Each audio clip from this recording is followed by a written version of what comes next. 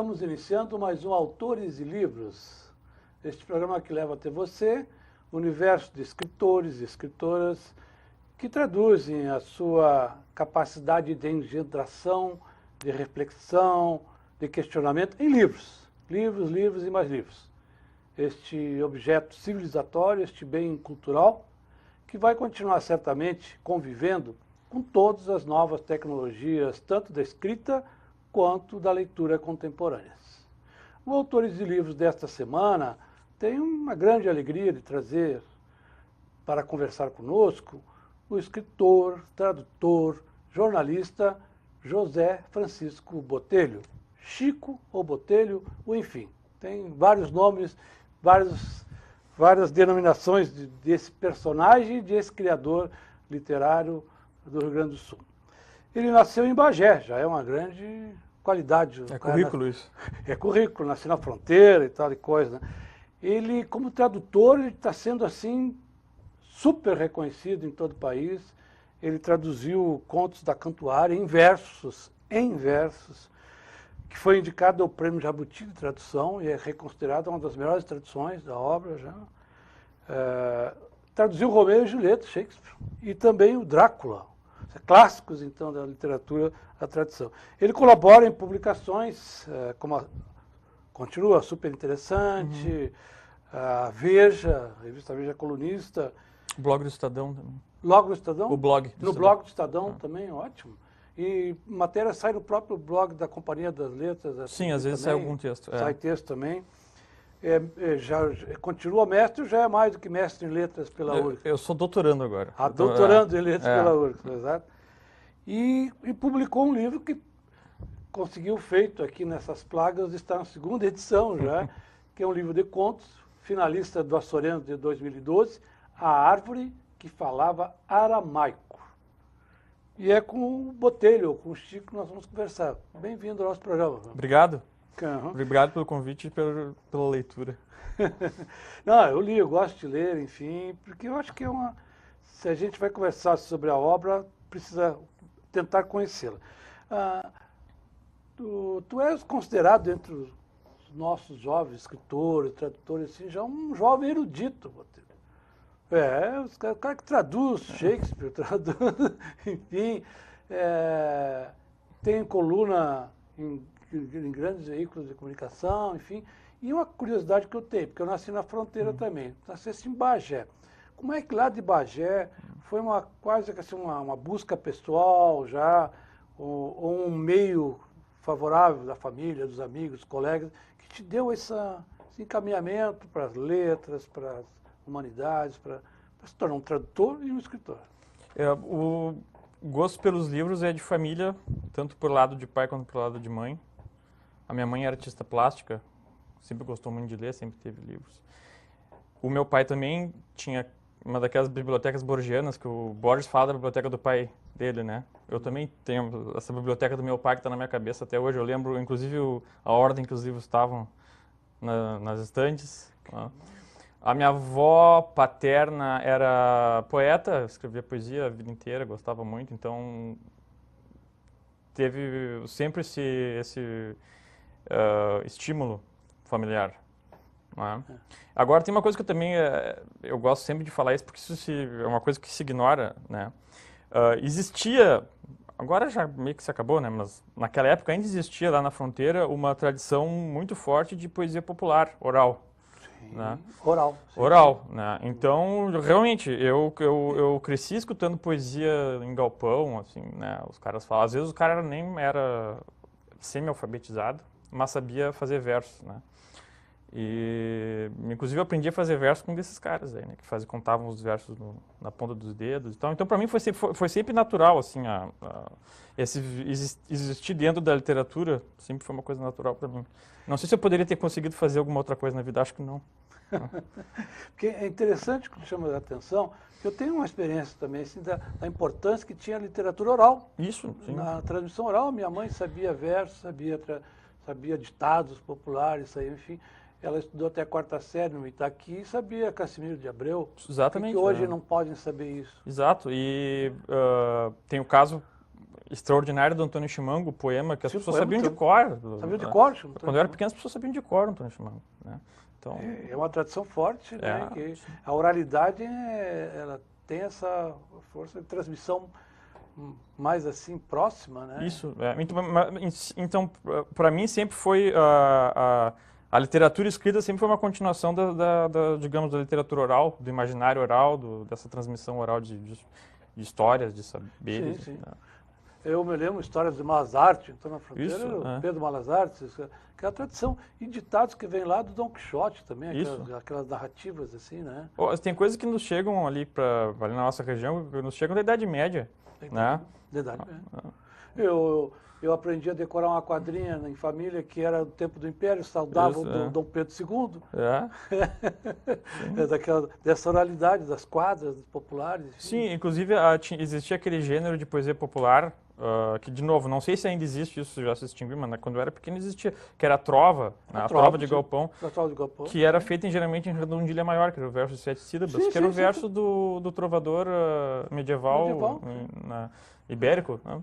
E que hoje ela é, às vezes, muitos até letristas de música escrevem na redondilha sem se dar conta, que ela é incorporada.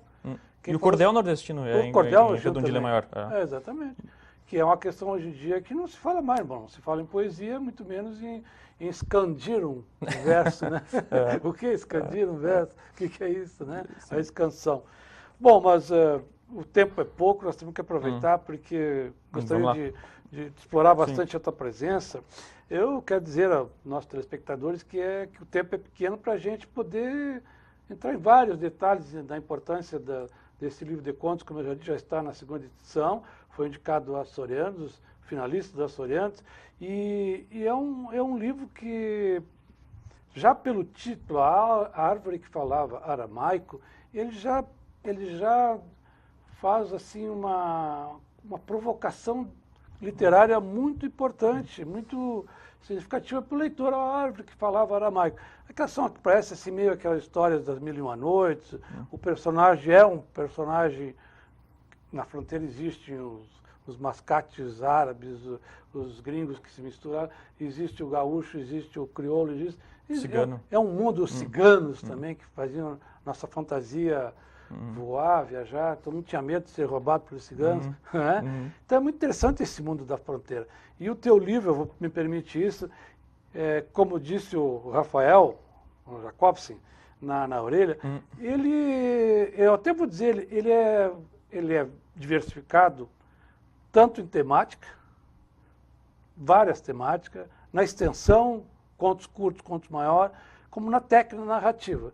E olha, se tu está lendo assim, está entrando num Mil e Uma Noites, está lendo uma novela quase cavalheiresca, outra hora tu está lá naqueles meandros metafísicos e coisa e tal. Então, essa riqueza literária, eu te pergunto, vem também da tua experiência como tradutor, ou de leitor, segundo diz o próprio Jacob, tu é um leitor voraz. Eu comecei a traduzir há muito tempo atrás, né? Eu comecei a traduzir, eu acho, eu comecei a traduzir o Chaucer, foi a primeira coisa que eu comecei a traduzir. Tá? Que é o que é o dos Contos da Cantuária. Né? Que é um livro de São umas 600 páginas na minha tradução, tá? Em verso, não foi mole. Mas eu já estava nesse livro antes de começar antes de começar, de dizer assim, não, eu vou começar a traduzir poesia, eu já escrevia contos, eu já estava trabalhando nesse livro, né? Então foi anterior ao tradutor, na verdade foi mais, eu acho que mais o tradutor veio do escritor, viu? O tradutor veio do escritor. O tradutor veio do escritor. Eu terminei de traduzir o Chaucer, por exemplo, depois o Shakespeare, depois eu já ter escrito esse livro. Então, na verdade, o escritor ajuda o tradutor. Né? O escritor ajuda, porque às vezes as pessoas pensam o inverso, que a vasta cultura literária, entrar no texto de alguém, aquilo te dá um ritmo para... Não, agora provavelmente, depois, nos últimos, desde 2013, desde 2012, eu acho que eu traduzi 1000 páginas de poesia. Então, certamente, alguma influência vai ter. 1000 páginas de poesia? De poesia, 1000 páginas de poesia. Somando o Chaucer e o Shakespeare, dão 1000 páginas de poesia. Bom, um dos resultados disso é que um dos contos vai ser inverso, né? Uma coisa... mas vai ser... E com versos redondilha maior. metrificados também. Sim. Mas tem um motivo para isso, né? Não é aleatório. Tem um bom, já estamos falando que vai vir um próximo livro. Que bom, né? Sim. Ótimo, boa notícia. Sempre uma pergunta que a gente faz. Tem um próximo livro? Tem, que bom então. Temos tanto para conversar, mas vamos dizer assim, o primeiro conto já do teu livro... Bom, antes, o livro é dividido em duas partes. Isso. As peripécias, que aí vem então, que são histórias, peripécias, e depois o outro é o Grimório. Que eu acho que é... Eu fui lá pesquisar, sinceramente. É uma palavra medieval. É uma palavra medieval. Que é uma palavra medieval que significava um livro de magia, um livro de receitas de magia. Né? É aquele livro sobre magia dos magos. Exatamente, aquilo era um grimório, né? Grimório. Como aparece no Orlando Furioso, tem aqueles magos com aquele tomo grande, aquilo ali é um grimório. E eu acho que foi a primeira vez que foi usado literariamente essa palavra. Eu não me lembro de ter visto isso. Eu não vi, não. Já li um pouco, não tanto, talvez, mas em textos mais acima. É engraçado, essa palavra chama a atenção das pessoas. Eu venho perguntar porque, o que olha, é sinceramente, o dicionário, eu acho que o dicionário online lá não registrou. Depois tinha que fazer outra pesquisa para chegar lá. E um dos livros, justamente, é o livro da Sagrada Magia do Abramelin, o mago. Isso, exatamente. E outros, das bruxas. Então, o livro das atividades diárias, das experiências de bruxaria, assim, poções e coisas. Isso tem a ver com a pergunta que eu tinha feito antes, que eu não respondi direito, que era porque o livro ele parece que ele fala que ele tem vários estilos dentro dele, tem vários. Sim. Porque na verdade são as leituras que me formaram, os meus principais interesses, assim. Sim. Então, a nossa literatura de fronteira, né? Eu posso dizer assim, Sérgio Faraco, o Simões, são contistas ou escritores que, se eu não tivesse lido, eu seria outra pessoa. Né? Seria uma pessoa completamente diferente. Esse universo da oralidade, das histórias orais, né? Tem uma questão tem um toque de oralidade no livro, se a gente presta atenção. Né? Então, tem sim. Então vem também desse meu interesse no universo da cultura oral, da memória oral, do imaginário oral. E ao mesmo tempo, eu também tenho uma ligação muito forte com o nosso gênero do conto fantástico sul-americano. Né? Sim, que aqui é uma influência direta. Exatamente. E também tem outro, por exemplo, aí tem... Eu tenho umas leituras meio contraditórias, meio díspares, assim, sim, né? Meio heterogêneas, assim. Pois é. Então, não são dentro do programa de leitura. Então, por exemplo, tinha um livreiro aqui, muito meu amigo, Gustavo Ventura, que tinha um sebo, e ele dizia que tu é o leitor que faz as compras mais estranhas, assim, na melhor, porque num dia tu vem comprar a literatura gauchesca e no outro ficção científica. Assim. Mas que são as coisas que eu gosto, que eu me interesso, sinceramente, e é daí que tem que vir a literatura, tem que vir do que aquilo que realmente te mexe contigo. Do que é verdadeiro em ti. Que é verdadeiro em ti, a tua verdade. Exatamente. O primeiro conto eu considero arrebatador. Assim, um conto extraordinário, como os outros também, enfim. Mas principalmente esse conto, porque ali está algo que é presente nos demais contos, a ação da natureza, como a natureza externa, exterior, mas assim, ela combinada, é uma contradição, enfim, com a natureza interior. Há uma tempestade rolando num certo momento, enfim, e tal, e há uma tempestade interior do personagem jovem, apaixonado, e as descrições da personagem, então, da menina, me remeteu, assim, àquelas descrições das mulheres mais belas da literatura. Certamente é a mais bela mulher do mundo. Exatamente, a mais bela do mundo. Então, é no dia, não é o dia, assim, né? É no dia em que o mundo quase acabou. Isso, exatamente. É uma narrativa forte, aquilo ali, interessante, né? E traz aqueles elementos também daquele universo ali da fronteira e coisa. Sim, o próprio nome, o título No Dia em que o Mundo Quase Acabou, remete um pouco a essa questão da oralidade que a gente estava falando. Sim. Porque é o jeito que como tu começa uma história. Começa né? a No dia que o mundo quase acabou. Né? E assim, e tem essa questão que é uma coisa que me interessa muito, né? O tempo, no sentido meteorológico, como parte como parte da narrativa. Que é uma coisa que que a população que vive em cidades grandes tende a esquecer. Como o tempo, meteorológico influencia na vida humana, né? Como uma tempestade pode ser uma coisa terrível para uma população que vive numa área isolada, né? Como agora estamos vivendo exatamente, a fronteira lá, os rios Uruguai sobem sempre, né? Enfim. Exatamente. Mas a tempestade da paixão adolescente juvenil é muito maior. Sim. Sim. Então, tem toda uma questão nesse conto aí, uma questão um pouco de narrador pouco confiável. Será que essa tempestade lá foi tão grande quanto ele está dizendo? Será que a lembrança dele não está... É uma projeção daquela tempestade. Exatamente. E ele fala em um momento, né? O hábito da literatura me fez distorcer um pouco as coisas. É muito interessante essa tua dicção literária, porque ela tem uma tradição clássica também, assim, sempre faz, o leitor fala com o leitor às vezes, ou isso, mas aquilo já me aconteceu. Inclusive essa abertura aqui, que eu coloquei até onde vai até os acenos e buzinas aqui, eu pediria que tu lesse, que eu acho que era uma abertura tipo do 100 anos de solidão que tu gosta, naquele dia, na frente do pelotão de fuzilamento, não sei o que e tal. Vamos gravar a voz do autor. Sim, certo. Então, esse parágrafo é interessante por uma outra coisa, né? Existe um lugar ficcional onde se passam várias histórias, que é essa cidade de Mirador. Que é uma cidade de Mirador. Que é uma... E no próximo livro, essa cidade continua sendo um dos cenários. Então ela vai ligar os dois livros. E aqui o primeiro parágrafo é a primeira descrição desse cenário que vai depois ocupar 2 livros. Esse aqui, o próximo. Então, no dia em que o mundo quase acabou, eu acordei muito cedo, tomei um café forte, vesti minha melhor roupa e passei a manhã perambulando, como tonto, entre a janela do escritório e a sacadinha da sala de estar. Era um domingo quente. As ruas de terra batida estavam desertas. E Mirador parecia um vasto e branco cemitério. Mas em breve, uma nuvem de poeira despontaria ali na esquina. As pombas levantariam voo no lajedo da praça e o Buick azul do meu tio surgiria no mormaço entre acenos e buzinas. Também Diz como é que é a cidade? Só visitada por... cavalos? Sim, claro. Era apenas visitada por carretas e por cavalos e charretes, né, nessa época. Mirador, naquela época, era uma cidade frequentada apenas por cavalos e charretes, exatamente.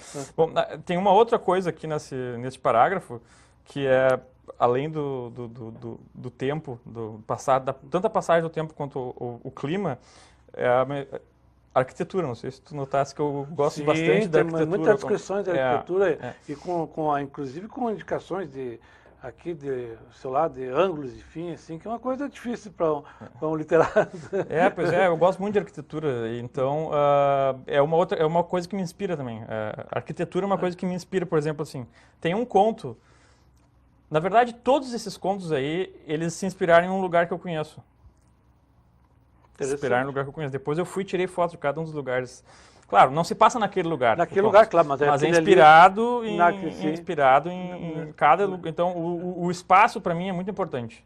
Talvez seja o que eu estava querendo dizer. O espaço onde acontece, onde aquela narrativa se desenvolve, é muito importante para mim. O espaço pode levar a narrativa para um lado, né, pode levar para o outro. Pode determinar que narrativa vai usar. Exatamente. E a gente percebe esse teu cuidado justamente na construção. Não é uma descrição, diria assim, chata e tal. Não, pelo contrário, ela faz parte do teu... O espaço em que está acontecendo, ele interfere, ele age também, assim como a natureza age, os espaços agem nos personagens que estão ali. E eles se integram perfeitamente. Por isso que eu digo que é uma prosa muito bem construída, muito, assim, de uma fluidez, uma coisa que para o leitor é super agradável de ler isso aqui, não tem dúvida. Inclusive, eu vou dar um exemplo dessa importância do espaço. Tem um conto que se chama Na Casa de Nossos Pais, que é da família que se transforma... Um rapaz volta para sua casa e descobre que a sua família se transformou em ratos. Né? Sim, tá lá. Exatamente. Eu queria contar essa história, mas a história não estava andando. E aí eu pensei, tá faltando um lugar, onde é que vai se passar na minha cabeça? E eu lembrei de uma casa de uma tia minha, em Bagé. Né? Então vai lá que vai se passar. E aí eu peguei, um dia liguei para ela, falei, tia, eu vou te visitar aí e tal, vamos tomar um mate.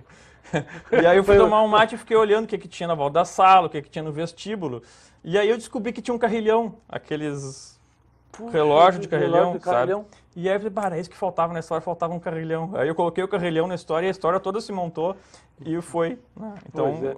Não, olha, para destacar que tem tantos contos interessantes. Na segunda parte, nós vimos ali que uns 2 ou 3 contos, tu trata com aquele mundo asfixiante da burocracia. Isso. Tem os caras dos arquivos, a cidade está sendo destruída completamente, os caras ainda estão arquivando, guardando. Depois o tabelião lá, o sujeito super... Tem um conto que é todo dentro de um tabelionato, tudo, só passa tudo está dentro do tabelionato, registrando. E esse mundo dessa burocracia é interessante. Nada contra burocratas do tabelião, mas só que nós salvo com uma certidão lá. Mas é que eu tenho tanta dificuldade de lidar com burocracia, tanta dificuldade. Assim, lidar com livros para mim é muito fácil, agora com documentos é muito difícil. Eu estou sempre fazendo confusão, sempre errando coisas, sempre tendo que corrigir. Então eu tenho uma dificuldade tão grande que parece de fato que eu estou num conto de meio de terror, quando eu tenho que lidar com essas coisas e acaba me dando ideias. Por exemplo, Bom, a maneira, como tu disse ali num dos contos ali, que é a última, a ontologia das vozes, ou tu escolhe um lado, que vai para a psiquiatria, eu ouço vozes. Hoje quem não ouve voz, né? Até demais vozes que tu não quer ouvir. Outras que... E o conto, que é os que conclui o livro, conta que ele aceita ouvir essas vozes e conviver com elas. Né? Escrever mais ou menos isso. Escrever isso, aceitar várias vozes. Em momentos menos esperados possíveis, as vozes vêm para te dar uma ideia, para o personagem aparece, coisa. E saber lidar com esse mundo interior efervescente é um desafio para o artista. Ou ele desprende da realidade e não volta mais, ou ele se desprende e volta. As vozes vão seguir falando. Vão seguir falando. Não vão calar nunca. Porque até é uma condição para tu continuar e dar sentido para a tua existência. Sim. Tu vives com esse diálogo interior. Escrever, então, é muito parecido com isso que acontece com o leitor, com o personagem do último conto aí, que é o cara que escuta vozes e tal, e lá pelas tantas ele resolve, vou deixar as vozes falando aí, né? Paciência, mas ele usa alguns truques, as vozes já desconfiam dele também. Exatamente. Ele tem toda uma relação conflituosa, meio oblíqua com as vozes que ele próprio está escutando. Mas é a relação do escritor com a sua imaginação, seja lá o que for, aquilo onde se cria a ficção do escritor, enfim, todo mundo quer saber como é o teu processo criativo. Quem escreve a série certamente já passou pela situação de estar deitado, quase dormindo, daqui a pouco, preciso levantar. Tive aquela ideia. Aí sai correndo, levanta no frio, às vezes pega uma gripe, vai lá, anota o troço, mas é assim, né? É assim, né? A sensação é essa. Eu brincar. E depois é pior. Se tu não escuta, aí que tá. Se tu não escuta, se tu tenta ignorar essas vozes que tem, é pior depois. Pior depois. Porque aí vem a culpa do escritor. Por que eu não, enfim, ou a pessoa perde o sono e ganha um poema ou ganha um parágrafo, ou tu perde o parágrafo e... Ou perde o sono e ganha o parágrafo, ou tu ganha o parágrafo e perde o sono. Uma das coisas, tem que escolher, perde o sono e vai fazer, ou dorme e perde a literatura. Essas vozes ficcionais da nossa imaginação, elas se vingam de nós depois. Se a gente não faz nada a respeito, elas se vingam, então é melhor, né? Bom, tem uma outra faceta tua que que é interessante, que já estamos aí correndo contra o tempo aqui, é dessa tua participação em publicações e tal. Eu li agora, por exemplo, a recente coluna que publicou na revista Veja, que é sobre a leitura desavergonhada, que às vezes os letrados esquecem que leitura é um prazer. Exato. E que é um prazer para quem realmente descobre a leitura, penetrar nesse mundo que às vezes ele é mais intenso, o personagem, alguém disse que ele é mais intenso, mais completo o personagem ficcional do que o personagem comum, empírico, assim, nesse sentido. Eu acho, hoje em dia em particular, eu acho crucial nós defendermos o prazer da leitura, né?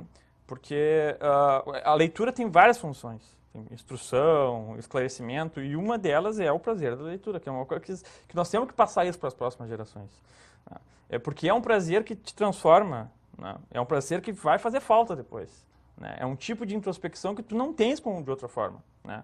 É um tipo de contato com a tua própria vida mental que não vai ser substituído por nenhum outro tipo de experiência. Né? Então, quando eu falo em leitura desavergonhada, leitura por prazer, eu estou falando nesse tipo de leitura que é aquela que te pega, que te puxa, né? Quando o livro te puxa para dentro dele. Sim, ele te puxa para dentro dele. Puxa para dentro dele e tal. Então, eu acho crucial hoje em dia, né? Inclusive porque tanta gente fala que vai acabar a literatura, que as pessoas vão parar de ler, que o Philip Roth falou daqui a 20 anos ninguém vai estar lendo mais nada e tal. Eu não sei se vai estar ou não sei se ele está certo, mas eu acho que a gente tem que cair lutando, né? Cair lutando. É verdade, isso é que é interessante, porque realmente esse mundo subjetivo o ser humano vai ter sempre. que é um mundo infinito também. Exatamente, Como disse sim. o Otávio Paz, tem um mundo exterior que é infinito e o interior que também é infinito. Exatamente. E aí como é que tu preenche ele? Ele não tem sinalizações. Pare, ande, esquerda, direita. Isso, Tem que, exatamente. né? Então, vinculando com o que a gente estava falando antes, que para mim tinha uma continuidade entre o imaginário coletivo, oral e os livros, né? Uhum. Nessa questão do prazer da leitura, eu também acho que nós não podemos pensar que existe a vida de um lado e os livros do outro. Os livros são uma continuação da vida, são um prolongamento da vida, né? E se nós não os acessamos da maneira correta, que é de uma maneira afetiva, uma maneira com as portas da imaginação abertas e não fechadas, né, nós perdemos uma parte muito importante do mundo, né? Uma parte potencialmente infinita do mundo, que é a nossa vida mental, o nosso universo mental, que os livros nos franqueiam. Nos franqueiam, abrem. Isso. Nós estamos chegando ao minuto final do nosso programa, viu? Como falta mais tempo, rápido demais. Eu só quero lembrar que o livro se chama Árvore que Falava Aramaico, da editora Zouk, que se escreve Z-O-U-K. Quem quiser procurar pelo site, procurar nas boas livrarias do ramo. Se não tem o livro lá, não é boa a livraria do ramo. E vai ter continuação, é bom... Aí esse livro vai ter continuação. Então vamos esperar a continuação e vamos conversar sobre esse novo livro também. Olha, pena que terminamos. Eu tinha algumas outras perguntas, mas tantas questões a levantar, mas é uma apresentação importante. Não esqueça, portanto, então, o Chico, ou o José Francisco Botelho, ou o nome enorme que José Francisco Ilau Tavares de Junqueira Botelho. Acabou o tempo. Acabou, escolha o que quiser chamar, né? Muito obrigado pela tua presença. Obrigado aqui, a ti. Botelho. Eu agradeço também a sua companhia, que sempre nos dá o prazer. E dizer que esse programa, certamente, não é o mais visto, Botelho, mas é bem visto. Que você está conosco, que é nosso convidado, para o próximo Autores e Livros, na próxima semana. Até lá e obrigado.